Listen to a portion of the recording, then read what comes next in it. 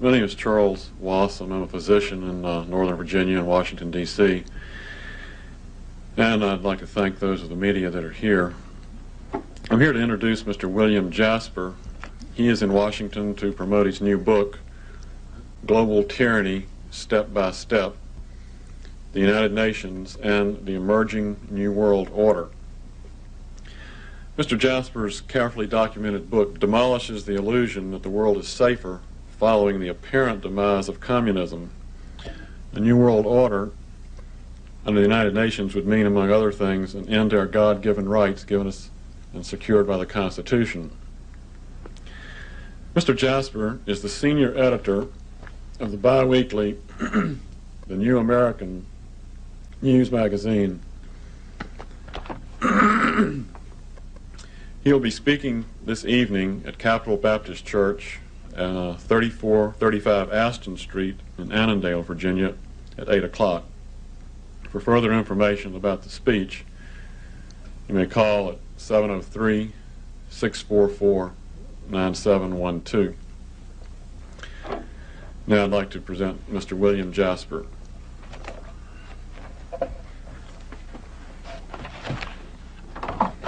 Thank you.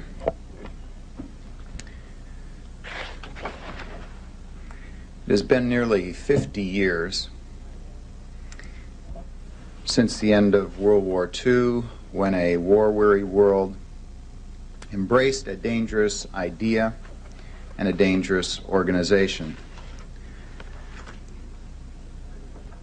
Not since World War II, not since that time nearly 50 years ago, has the United Nations enjoyed such an apparent popularity and resurgence of support in this country.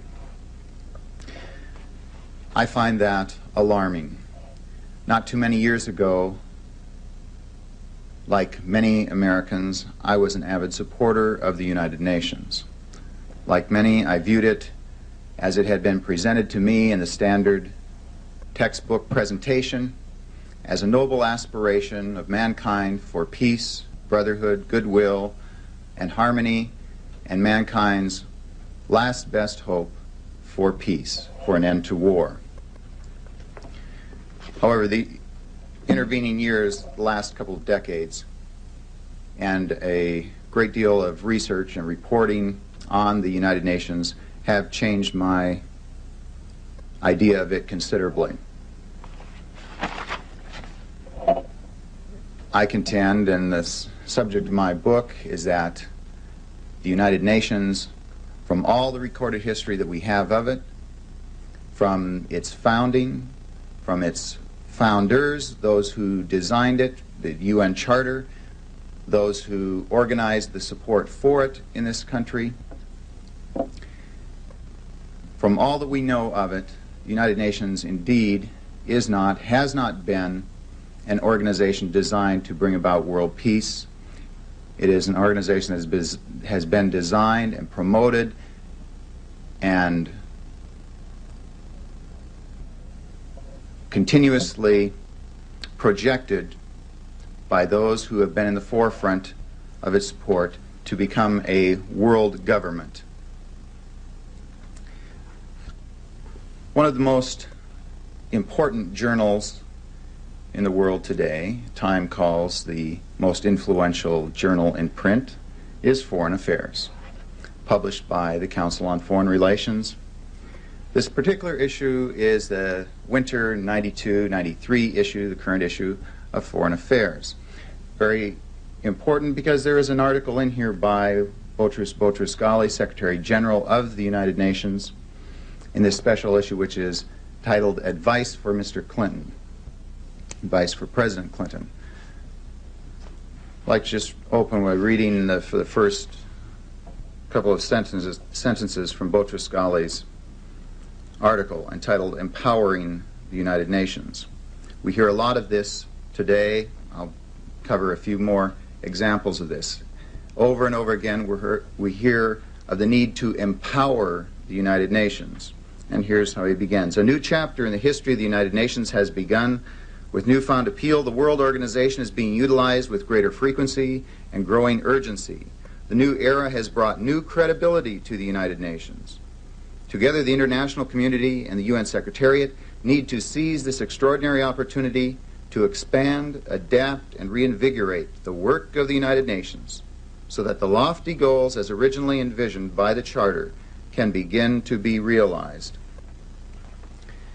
Unfortunately, far too many Americans are at present going along with that view that the United Nations needs to be energized, that it needs to be reinvigorated, and it's evident everywhere we look in the press today, in the media.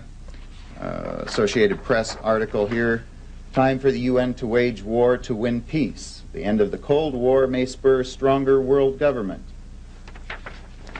Mr. Strobe Talbot, editor-at-large of Time magazine, tells us here in his major article here, "The Birth of the Global Nation." Of course, Mr. Talbot has now been appointed by the President to be his representative to the Soviet Union, or to Russia. Mr. Talbot tells us in this editorial of his, "But it has taken the events of our wondrous and terrible century to clinch the case for world government." And he goes on to say, "Federalism has provided the most successful of all political experiments, and organizations like the World Federalist Association have for decades advocated it as the basis for global government." The World Federalist Organization, which he mentions, has again become very active and is taking out advertisements, for instance, like this one in the New York Times. John Anderson here pictured. John Anderson, 1980 presidential candidate, asks your support for a UN World Federation. World peace requires world laws. Global problems require global governance. Join John Anderson now in working to transform the United Nations into an empowered, democratic world federation with, goes on to list here, global legislative powers, enforcement powers, judicial powers. And in conjunction with that, World Federalist Association circulating a petition around the country, getting people across the country to sign a petition on strengthening the United Nations. Petition to members of Congress, to representatives, senators, to the President. And many other organizations seem to be resurrected now with the new popularity of the United Nations. The World Constitution and Parliament Association sending out an urgent invitation as organizing agent for provisional world parliament and global ratification.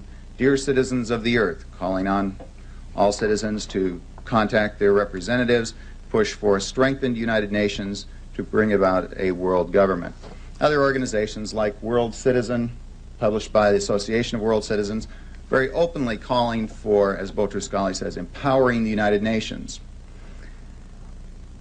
As I've traveled across the country from the West Coast out here to the East Coast, in many different communities along the way, I see this movement taking shape in one community after another. This up in Middletown, Connecticut, the Middletown Press. Just as I was there a couple of days ago, on the front page, we see former Socialist Prime Minister of Jamaica, Michael Manley, calling for a new world order. Manley, new order brings hope, despair. And in here, Mr. Manley says that the United Nations must be given new powers over the world economy and over the world environment. The United Nations must become the global regulatory force. At the same time, in Hartford, Connecticut, the same day, we see several programs being promoted on the United Nations and the New World Order. Here's one called The Search for the New World Order by Ambassador Charles Hill at Hartford Seminary. Even in American Legion, we see. American Legion, which has usually been very strong on protecting American sovereignty and whatnot. In the current issue, March 93, we have an article, A Better Way to Keep the Peace. Instead of relying on the U.S. military, the United Nations should form its own permanent standing force. One of the most blatant examples of this appeared 2 weeks ago on CNN, a program called Our Planetary Police. in which the United Nations was enthusiastically endorsed and urged to take on new responsibilities, not only in what is traditionally called UN peacekeeping, but in UN enforcement of global environmental edicts from the United Nations. In addition, many other things, but currently we see the United States Commission on Improving the Effectiveness of the United Nations holding hearings around the country. We say hearings. They have not truly been hearings. They have been very one-sided propaganda forums. The people who have been invited to speak and who have spoken at these hearings for this commission, which was established by an act of Congress, hearings that have been held in Los Angeles, San Francisco, Atlanta, and coming up on April 16th in Chicago. The people who have been featured have been representatives of the United World Federalists, United Nations Association, the Association of World Citizens, organizations which all advocate a strengthened, empowered United Nations and a diminished or abolished United States Constitution.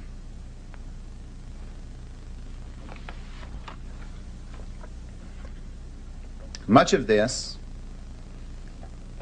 new prestige and acceptance for the United Nations, of course, came about in the last couple of years, particularly with the Persian Gulf War for the New World Order under President George Bush. 30 years ago, the John Birch Society began a rather lonely campaign with the slogan, "Get us out of the United Nations and get the United Nations out of the United States."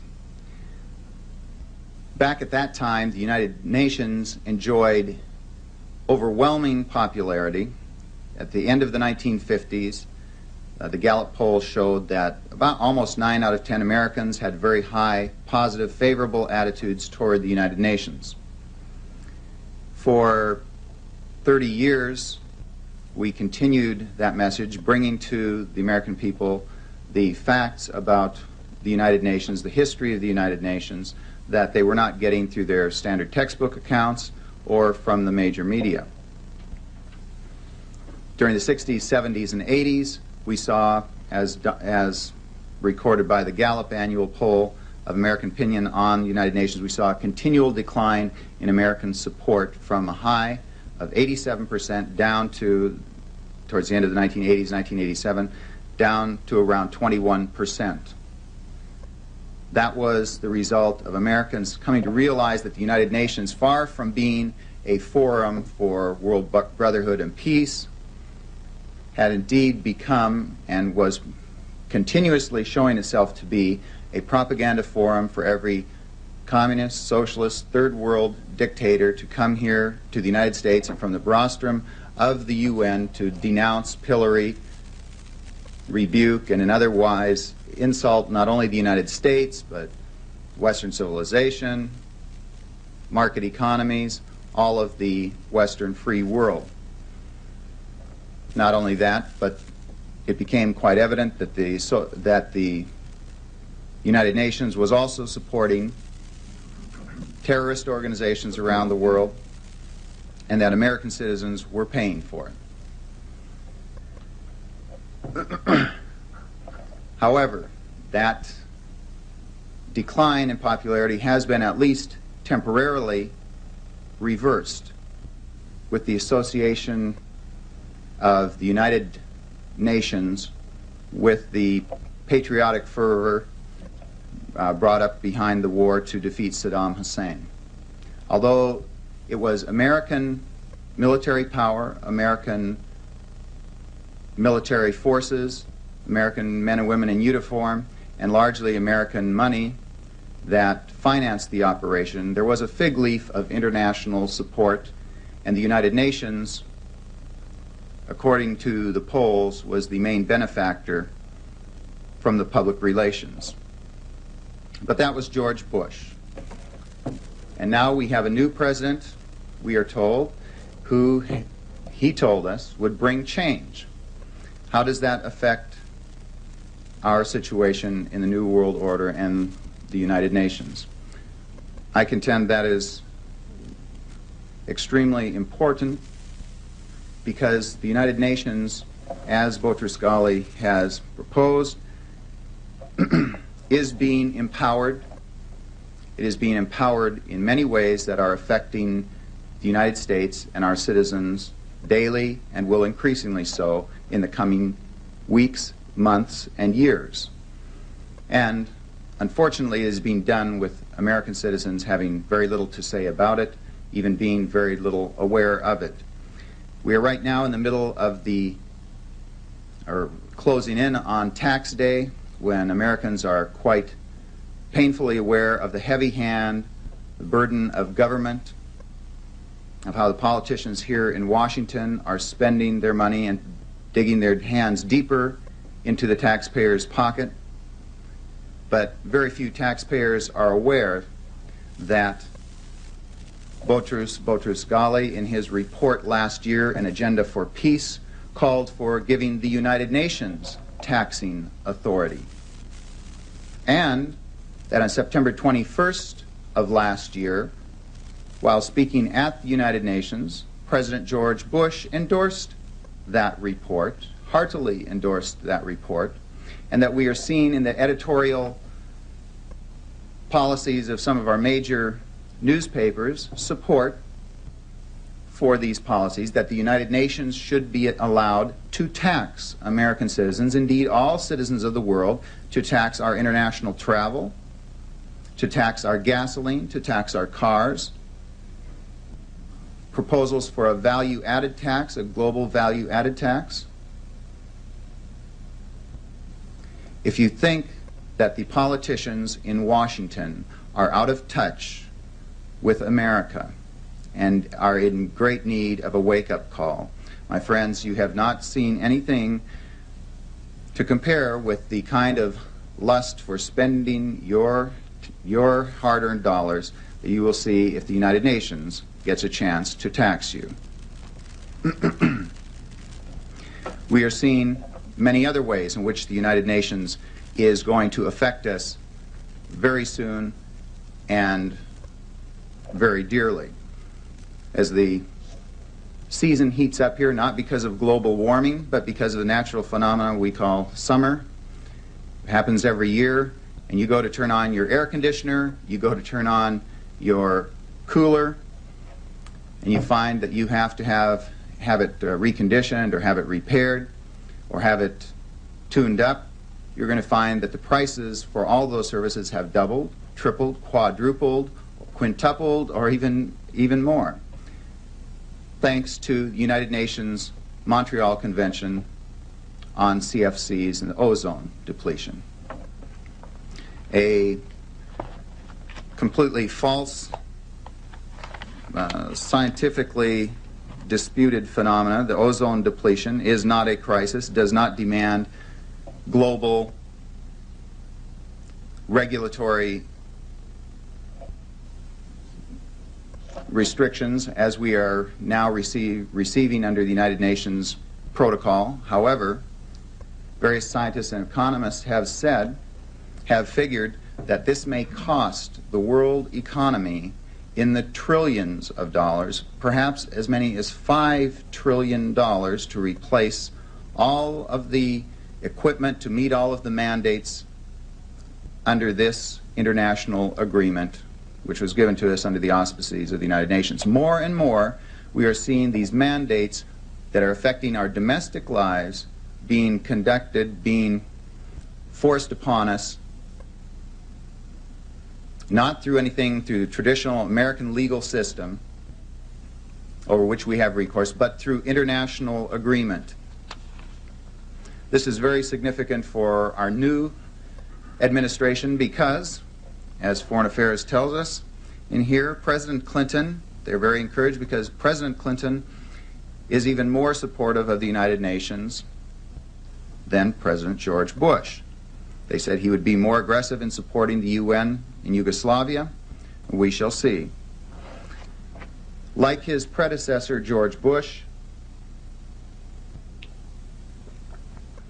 Bill Clinton is a member of the Council on Foreign Relations, of the Trilateral Commission.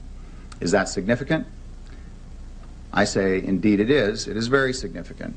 I spend a couple of chapters in the early part of my book going into the background, the history, going back to the foundation of those organizations, and showing that from the very beginning of the United Nations, preceding the United Nations, it has been the Council on Foreign Relations as a group and as individuals, members who have been not only the most prominent, but always in the forefront of promoting the idea of world government, promoting the United Nations as a nascent world government.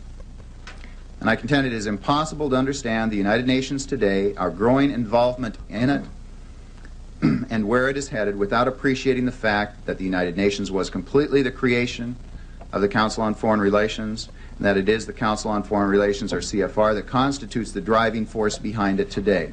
And I would like to just, for instance, out of one of the many, many documents which I've gone to great lengths to present in the book Global Tyranny, this book, The United Nations Reborn, by Professor George Sherry, published by the Council on Foreign Relations, tells us this: after all, the UN Charter is the law of the land.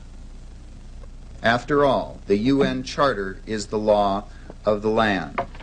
Professor Sherry and the Council on Foreign Relations tell us that the UN Charter, not the U.S. Constitution, is the law of the land.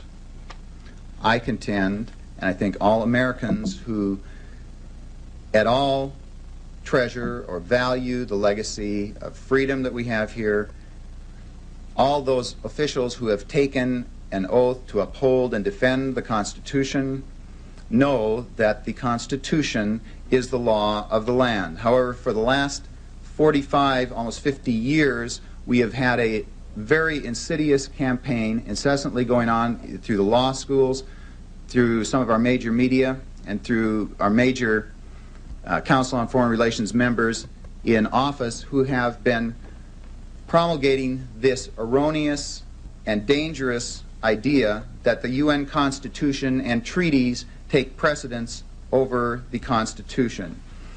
And I have a chapter of my book, Chapter 6, Treaties and Treason, which goes into that in depth. One of the first major U.S. officials to promote this line was Secretary of State John Foster Dulles, one of the founding members of the Council on Foreign Relations, one of the founders of the United Nations. And he said this in a speech, American Bar Association, in April 1952. He said, following up with what Professor Sherry tells us here, where Professor Sherry tells us the UN is the law of the land, that really had its genesis back here in April of '52, where John Foster Dulles says, treaties make international law, and also they make domestic law. Under our Constitution, treaties become the supreme law of the land. Treaty law can override the Constitution. Treaties, for example, can cut across the rights given the people by their constitutional Bill of Rights. What Secretary of State Dulles was saying, and what many of his followers and adherents have been saying and have put in the law books and have made precedents in the history books, convincing the trying to convince the American people that treaty law, that a two-thirds vote of the Senate can wipe out your constitutional rights, can wipe out your Bill of Rights, is a dangerous, dangerous concept. And it is a subversive concept which will allow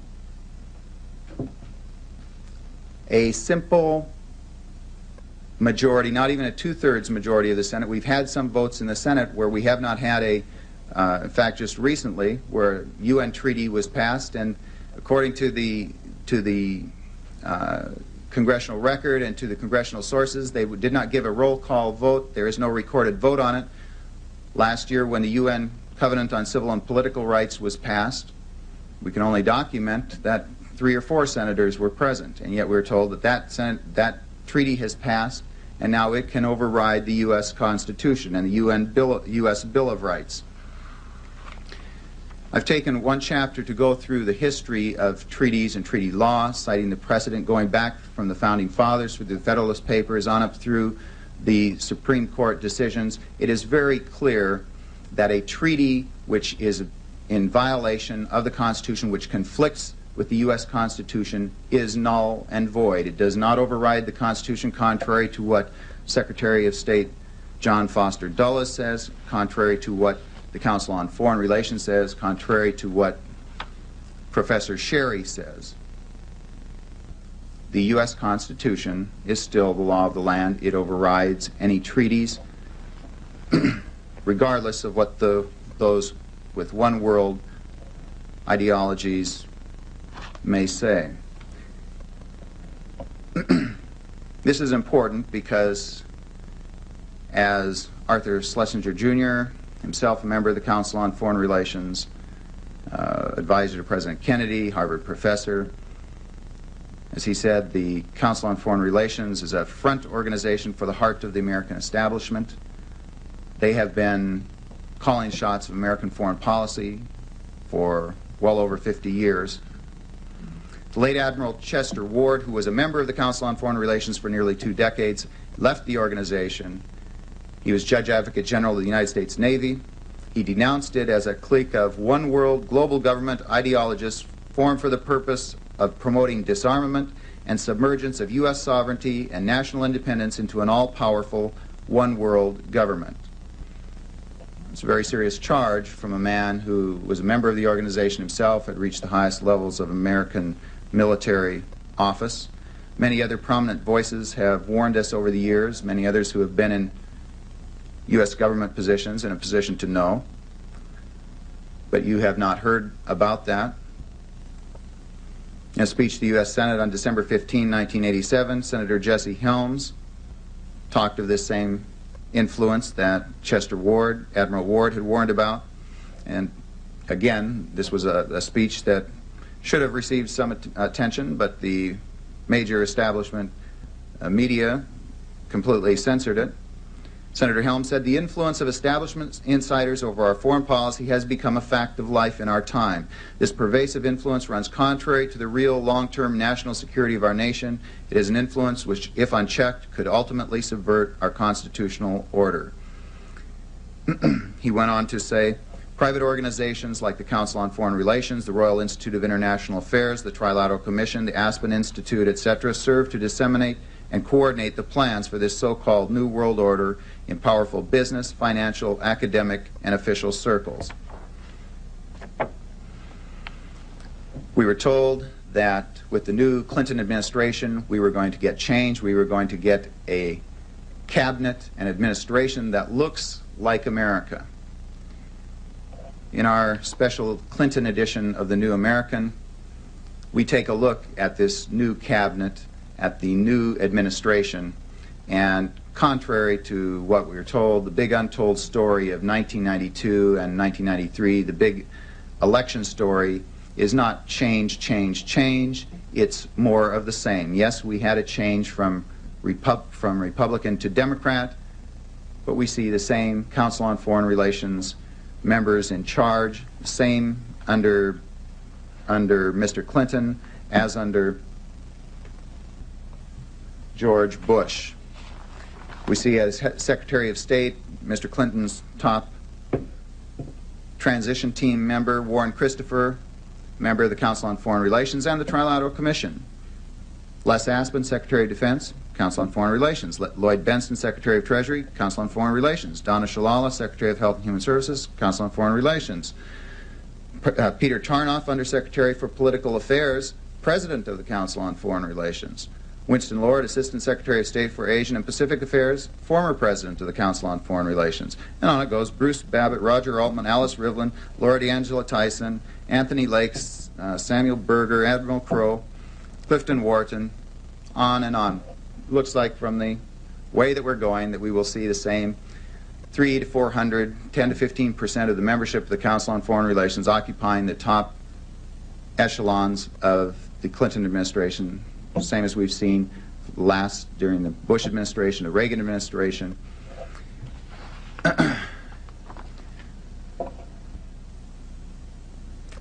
1979, during the Carter administration, Arizona Senator Barry Goldwater published a book with no apologies.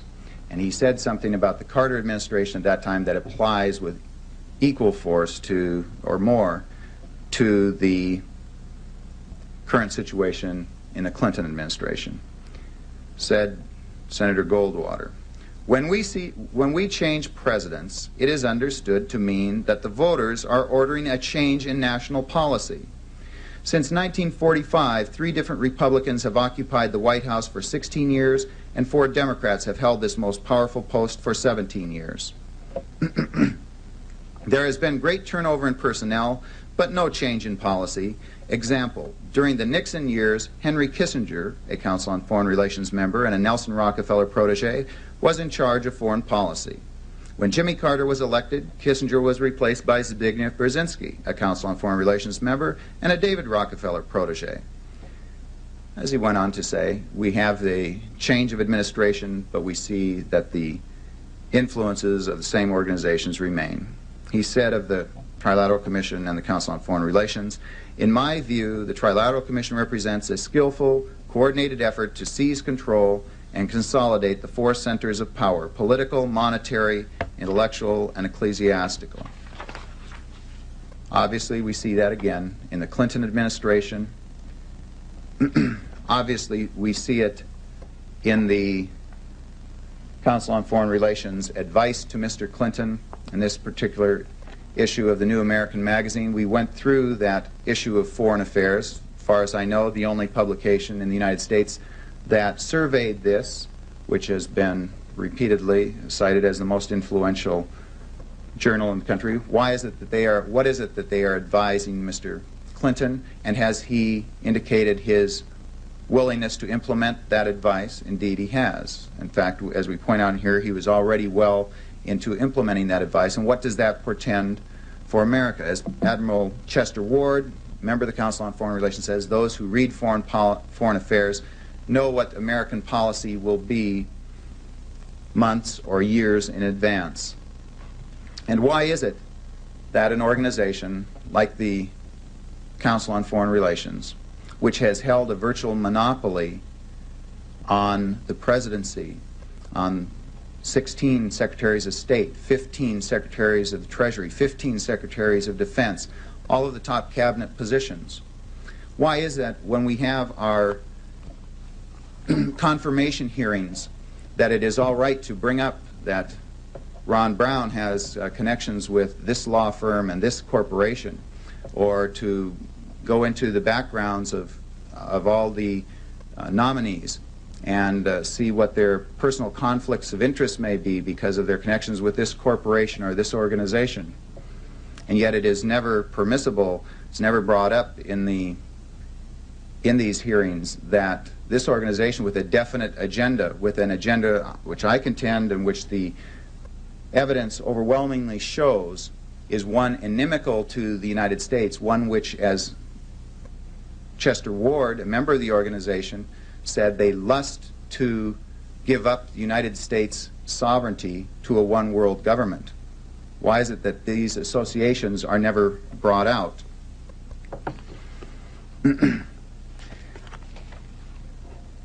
This is going to be especially important in the coming months as America becomes more entangled and involved in so-called peacekeeping operations around the world. As I mentioned, Boutros Boutros-Ghali came out with a document which very few Americans have seen, even fewer have read, called An Agenda for Peace. This came out in June of 1992. In September, as I mentioned, President Bush endorsed this, heartily endorsed this, and at the United Nations, in his speech to the group, announced that he was going to order the Air Force, Army, Marines, and Navy to begin training United Nations troops for peacekeeping operations, and that American military installations would begin being used, and he mentioned specifically Fort Dix, would be used for United Nations training of troops.